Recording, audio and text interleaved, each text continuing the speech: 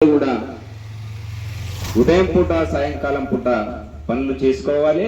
అత్యవసర పని ఉంటేనే బయటకు వెళ్ళాలని చెప్పేసి అరగంటకోసారి మంచినీళ్ళు బాగా తాగాలని చెప్పేసి అప్పుడే వడదెబ్బకు గురి కాకుండా మన ప్రాణాన్ని మనం కాపాడుకున్న వాళ్ళం అవుతామని చెప్పేసి కలెక్టర్ గారి ఆదేశాల మేరకు అందరూ కూడా వడదెబ్బకు జిల్లాలో ఏ ప్రజానీకం కూడా వడదెబ్బకు గురి కావద్దనే ఉద్దేశం పైన బగ బగ బగ ఎండలకు భద్రము తమ్మి దగా దగా వడదెబ్బకు జాగ్రత్త సుమ్మి.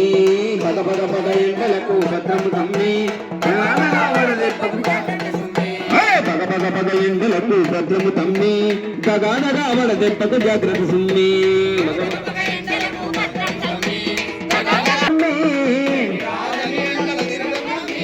వేడిమికి ముక్కపోతు చెమటలు తమ్మి మగ మగ మగ ఎండలకు భద్రము తమ్మి దగా దగా వడదెబ్బకు జాగ్రత్త సుమ్మి.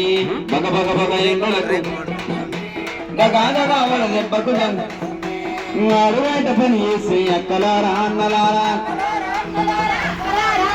పొద్దుగాల సాయంత్రం పనులు చేసుకోవాలి.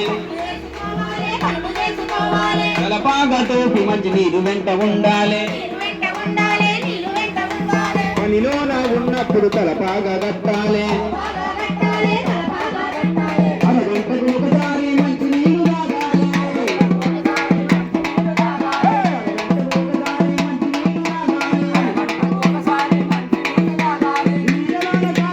జాగ్రత్త సమ్మి బగ బగ బగ ఎండలకు భద్రము తమ్మి దగాడగా అప్రమత్తంగా అక్కడ జాగ్రత్తలు తీసుకుంటే మన ప్రాణాన్ని మనం కాపాడుకున్న వాళ్ళం అవుతాం.